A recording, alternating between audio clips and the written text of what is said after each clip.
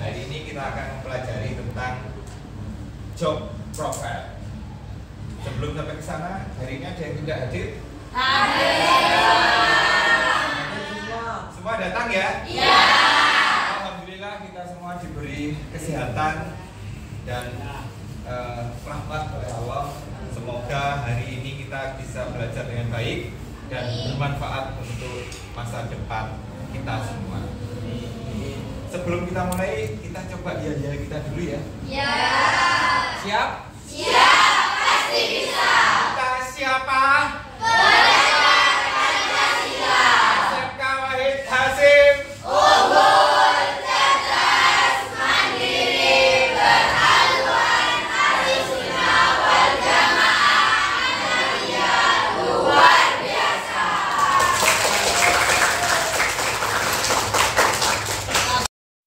Gimana kabarnya hari ini? Baik. Semua dalam keadaan baik. Ya. Akhir-akhir ini ada isu apa ya yang menarik?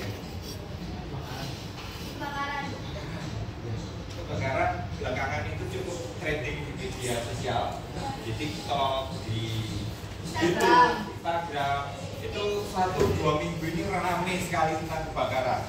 Hampir merata di semua kota di Indonesia. Ada yang bisa menceritakan tentang pengalaman kalian terkait kebakaran tersebut? Silakan. Karena adanya seorang yang tutupin di sana dan menggunakan flash.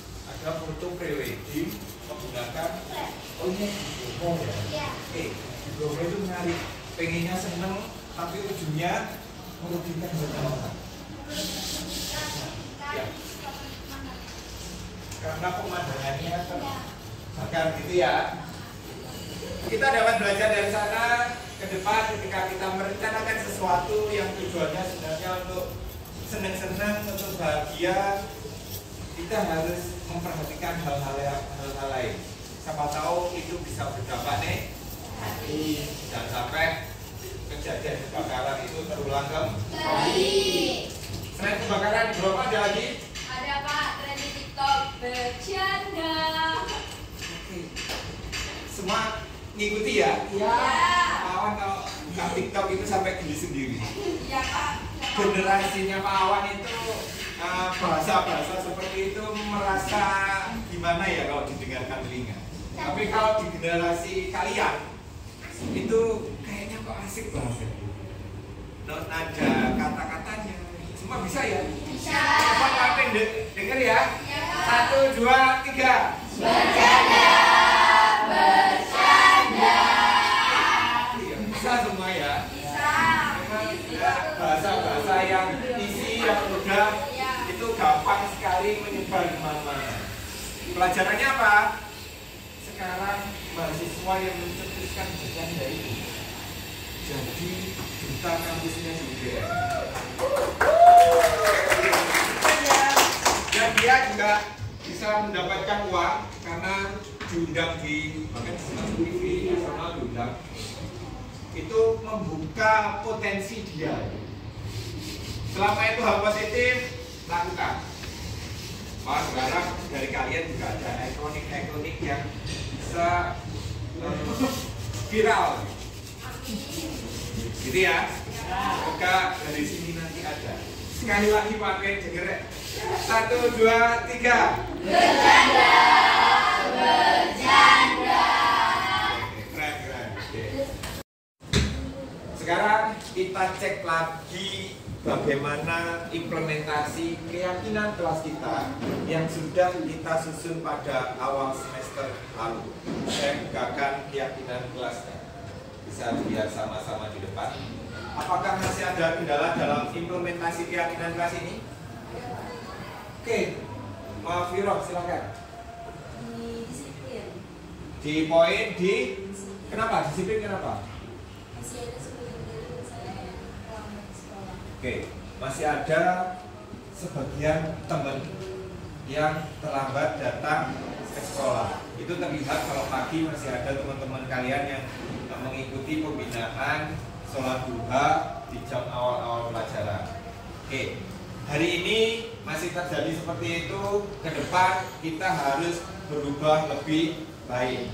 Kalian harus bisa mengantisipasi agar datang ke sekolah tidak sampai terlambat. Pak, di jalan macet Pak, ban bocor. Bagaimana caranya agar kalian dalam kondisi tersebut tetap bisa berangkat sekolah tepat?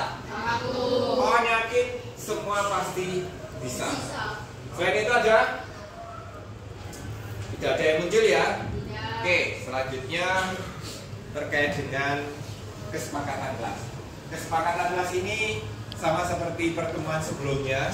Yang pertama, seluruh peserta didik memiliki kesempatan untuk berpendapat. Semua boleh berpendapat. Oke, yang kedua, berpikiran terbuka dan saling menghormati. Ketiga, berpendapat setelah dipersilakan.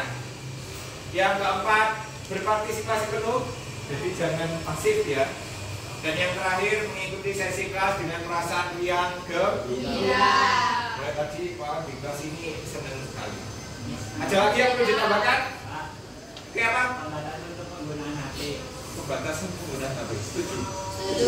Kalau pas pelajaran atau pas ada yang presentasi, ada yang menjelaskan, semua tidak berinteraksi dengan HP gitu ya. Oke, Pak tambahkan. Saya tambahkan terlebih dahulu. Jadi ada tambahan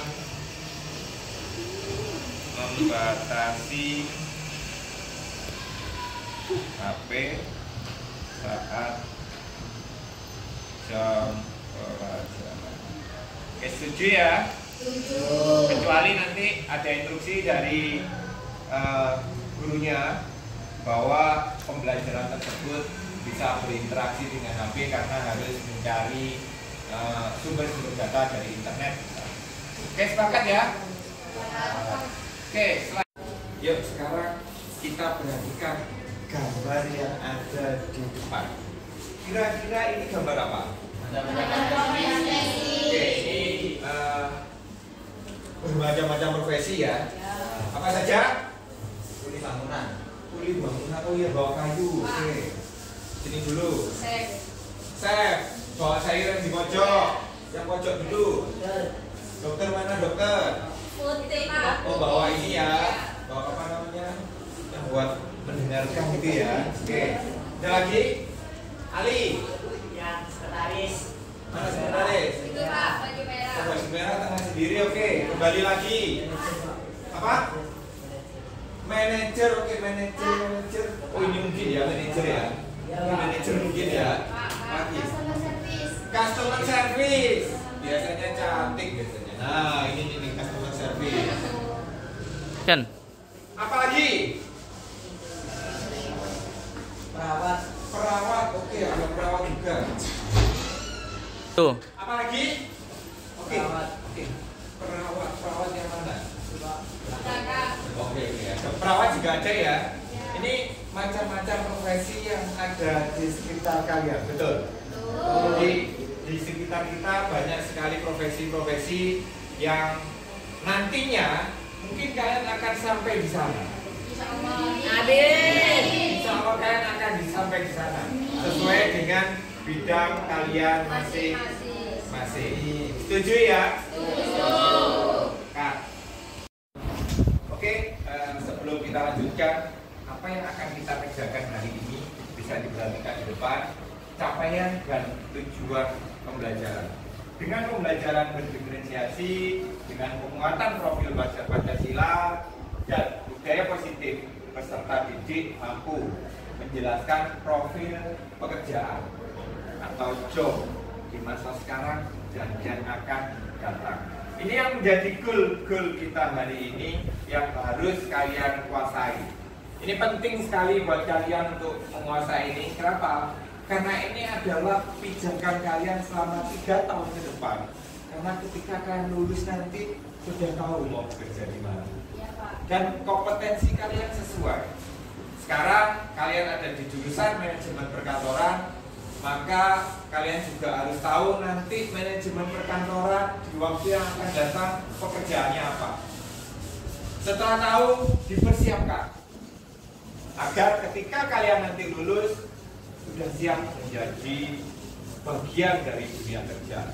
Apakah profesinya Apa saja profesinya? Setelah ini akan kita uraikan satu persatu. Langkah-langkah seperti apa pembelajaran hari ini bisa kalian perhatikan di depan. Hari ini kita menggunakan pembelajaran dengan mode PJBL. PJBL itu adalah Project Based Learning. Jadi dalam proses belajar nanti kalian dituntut untuk membuat sebuah project. Ada 5 langkah-langkah dan langkah ini dulu juga pernah kita terapkan. Yang pertama start dengan pertanyaan esensial. Dilanjutkan desain project, terus membuat schedule, monitoring dari pahlawan nanti terkait dengan project yang kamu kerjakan. Terakhir assess the outcome, dipresentasikan project. Oke ya, projectnya yang sudah menjadi sebuah produk dipresentasikan. Oke, siap ya? Siap, pasti bisa. Oke, siap? Siap, pasti bisa. Siap? Siap, pasti bisa. Oke. Langsung saja kita bagi kelompok. Satu kelompok 4 sampai 5 siswa. Kita berhitung 1 sampai 8 ya. Mulai dari pojok 2, 3.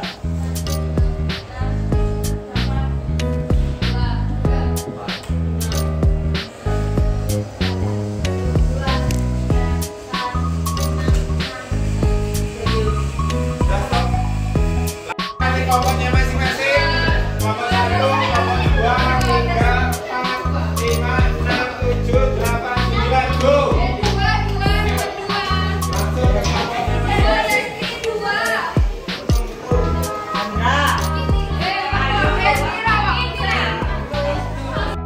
Sudah ketemu materinya? Sudah. Ada video, ada modul ya. Silakan dipelajari sesuai dengan kegemaran kalian. Kalau memang suka lihat tayangan video, ada suara orang ngomong, silakan belajar. Oke, lanjutkan.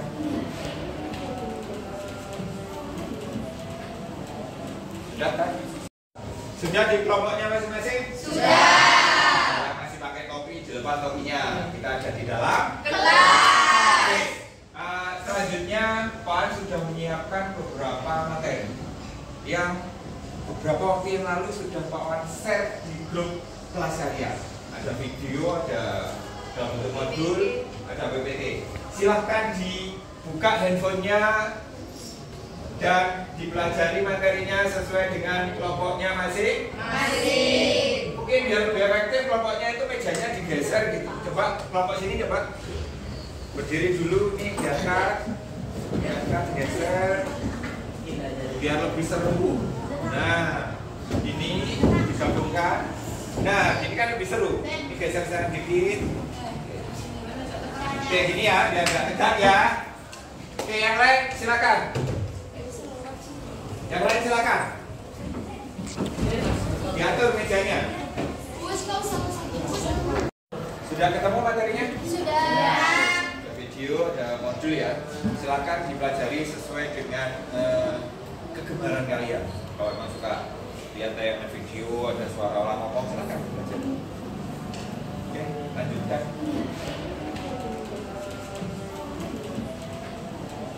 Sudah kan?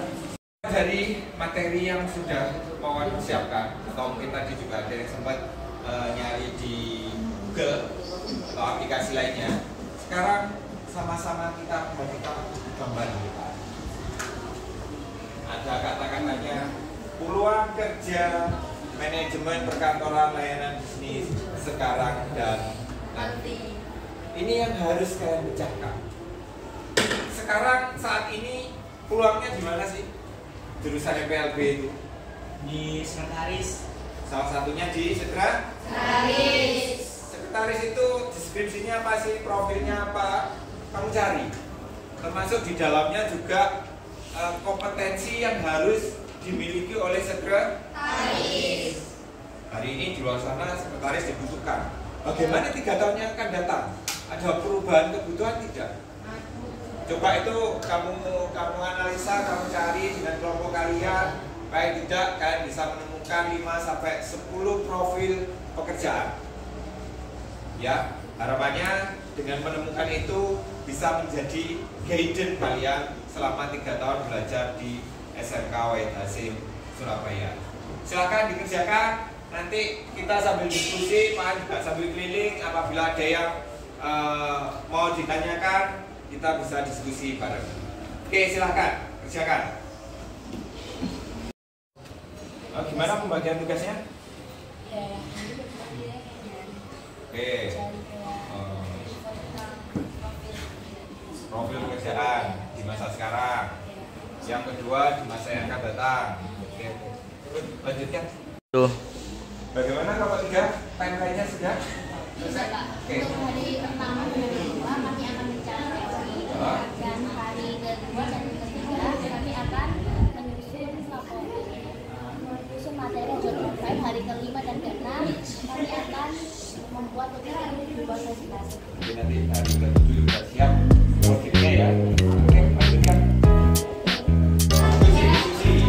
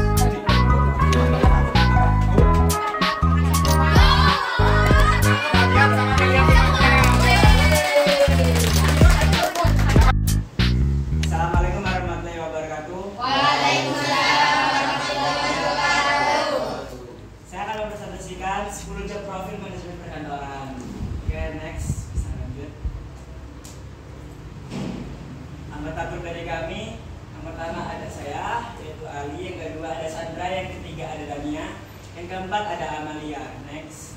Yang pertama-tama kita akan membahas tentang event organizer. Event organizer adalah pengelola suatu kegiatan pengorganisir acara. Setiap kegiatan yang diselenggarakan bertujuan untuk memperoleh keuntungan di kedua belah pihak, baik penyelenggara maupun yang hadir pada saat kegiatan berlangsung. Ini contoh event organizer. Nah, yang syarat keterampilannya, pertama, event organizer perlu memiliki keterampilan organisasi dan multitasking yang sangat baik, perhatian yang kuat terhadap detail, kemampuan komunikasi dan negosiasi yang efektif, dan kemampuan untuk bekerja dengan baik di bawah tekanan. Syarat pendidikannya mungkin SMK bisa langsung kerja di event organizer. Oke, next. Yang kedua ada staf administrasi. Staf administrasi itu profesi yang biasanya ada di dalam departemen tata usaha perusahaan, berperan membantu eksekutif dalam hal mengorganisir dan memantau tugas administratif seperti menyusun dokumen jadwal penting, akomodasi kantor agar sesuai dengan tujuan perusahaan. Syarat keterampilannya yang pertama menguasai tata kelola kearsipan, yang kedua memiliki keterampilan Microsoft Office atau aplikasi berbasis IT, yang ketiga memiliki logika pemahaman kerja yang tinggi. Ini contoh staf administrasi. Oke, syarat pendidikannya ini mungkin SMK bisa langsung ke SMK yang dengan jurusan manajemen perkantoran dan layanan bisnis bisa langsung kerja di sini. Oke, yang ketiga ada asisten sekretaris. Asisten sekretaris adalah orang yang membantu sekretaris dalam melakukan pekerjaan atau profesi. Syarat keterampilannya yang pertama memiliki kemampuan verbal dan kemampuan tertulis yang baik dan lain-lain. Ini contoh asisten sekretaris. Yang keempat ada resepsionis. Resepsionis orang yang bertugas untuk menerima tamu yang datang ke hotel atau perusahaan. Syarat keterampilannya adalah yang pertama komunikasi, yang kedua keterampilan berorganisasi, yang ketiga sikap profesional dan lain-lain. Ini contoh resepsionis menangani customer-nya. Oke, next.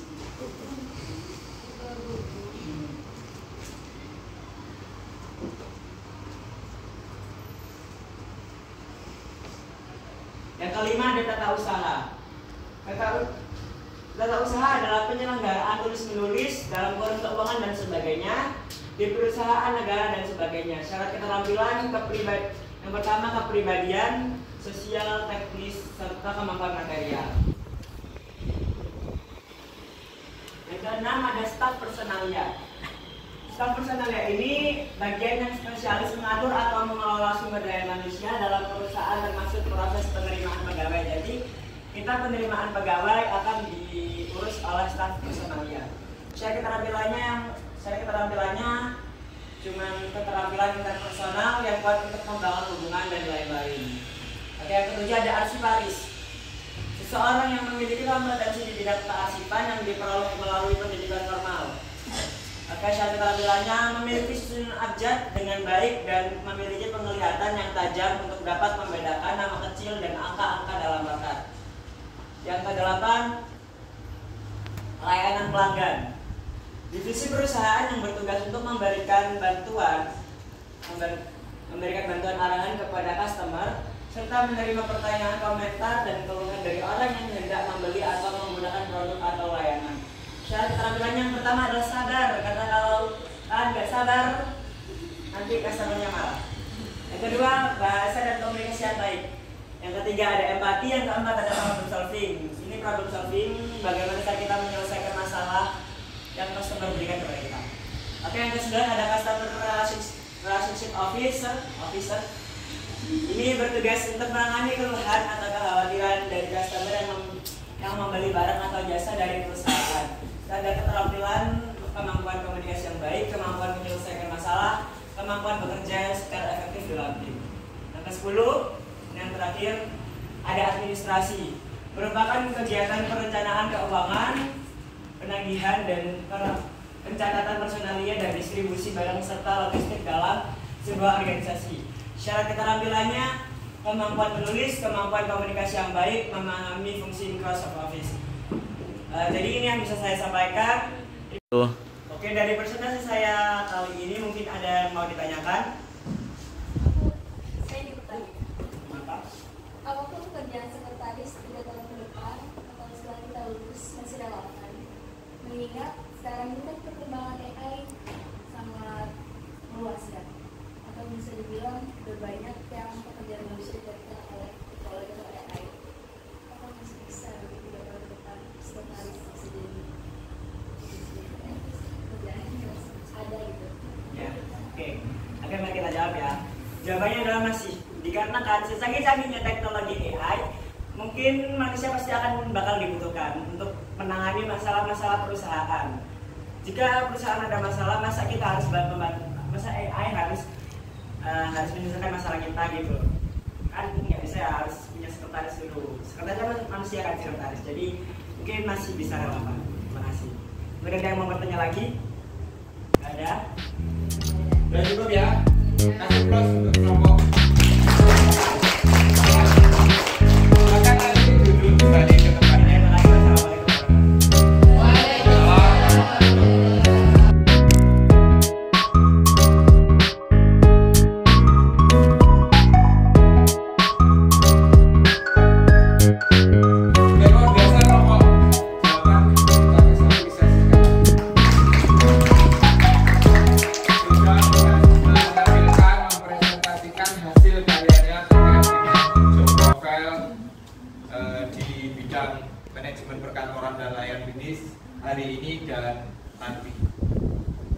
Umpan balik Pak Awan, melanjutkan dari pertanyaan Mas Viro tadi terkait dengan apakah masih relevan pekerjaan yang dipresentasikan tadi 3 tahun yang akan datang. Mengingat hari ini perkembangan AI, apa AI? Artificial Intelligence itu luar biasa. Sekarang banyak pekerjaan yang biasanya dikerjakan manusia, sekarang sudah dikerjakan oleh mesin. Telepon yang jawab mesin, pesan-pesan yang jawab mesin. Bahkan kita bisa tanya banyak hal pada AI. Apakah nanti masih? Saya rasa sampai kapanpun manusia tetap dibutuhkan, terutama terkait dengan pekerjaan-pekerjaan tersebut. AI fungsinya hanya akan membantu dan mempermudah kita dalam menyelesaikan pekerjaan. Untuk itu tetap fokus pada apa yang kamu mimpi-mimpikan 3 tahun yang akan datang, dan kita gunakan AI untuk membantu kita menyelesaikan pekerjaan-pekerjaan kita agar hasilnya bisa lebih baik. Oke, setuju ya? Oke, sekarang kita simpulkan materi yang sudah kita pelajari hari ini. Kita sudah menemukan banyak sekali job profile nanti yang akan datang yang potensinya bisa kita manfaatkan sesuai dengan jurusan kalian masing-masing. Oke. Jurusan kalian ada PLB, profesinya tadi sudah dibahas satu persatu. Apa aja? 1, resepsionis. 2, sekretaris. 3, admin, administrasi gitu ya. 4, admin gudang. Apalagi? Layanan pelanggan. 5, di event organizer. Apalagi? Di tata usaha, di sekolah-sekolah, di kantor masih ada tata usaha. Arsiparis. Oke. Apa? Masih ada lagi? Oke, resepsionis. Sekretaris tadi sudah ya? Satu lagi apa? Admin online, apalagi sekarang jawabannya sudah online ya. Itu pekerjaan-pekerjaan yang nanti akan banyak sekali dibutuhkan. Dan satu kata kuncinya, kita harus mampu memanfaatkan teknologi untuk membantu kita menyelesaikan pekerjaan. Jangan sampai kita menjadi budak teknologi, tapi teknologi yang kita pegang untuk dimanfaatkan sebesar-besarnya untuk menyelesaikan pekerjaan kita, terutama di bidang kalian. Setuju ya? Oke, selanjutnya refleksi hari ini kita lakukan secara online. Kebetulan sudah Pak Awan siapkan di drive kelas kalian, sudah Pak Awan kirim. Silahkan dibuka HP-nya, diisi beberapa pertanyaan sesuai dengan apa yang kamu rasakan. Oke, sebelum itu kamu lihat di depan dulu, baca sama-sama ya. Bagaimana perasaan kalian setelah mempelajari job profile? Ada pilihan gambarnya? Jempol 2. Mana? Nangis. Jempol 2, Pak. Ada yang nangis, ada yang jempol 2. Jempol 2. Coba diangkat jempolnya. Oke, semua jempol 2 ya. Itu artinya apa yang kita pelajari semoga betul-betul bermakna untuk kita, bermanfaat, dan bisa menjadi guidance kalian selama sekolah di SMK Wahid. Lanjutkan refleksinya, silakan dibuka HP-nya masing-masing.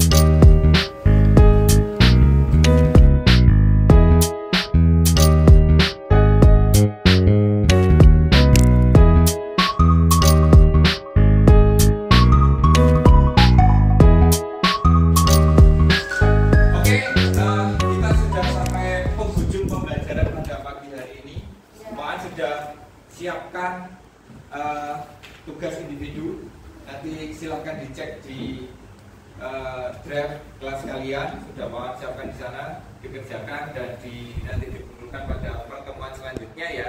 Dan sekaligus pada pertemuan selanjutnya kita nanti ulangan. Siap ya? Siap. Masih siap? Siap, pasti bisa. Oke, luar biasa semangatnya. Sampai ketemu pada pertemuan yang akan datang. Terima kasih. Assalamualaikum warahmatullahi wabarakatuh. Waalaikumsalam warahmatullahi wabarakatuh.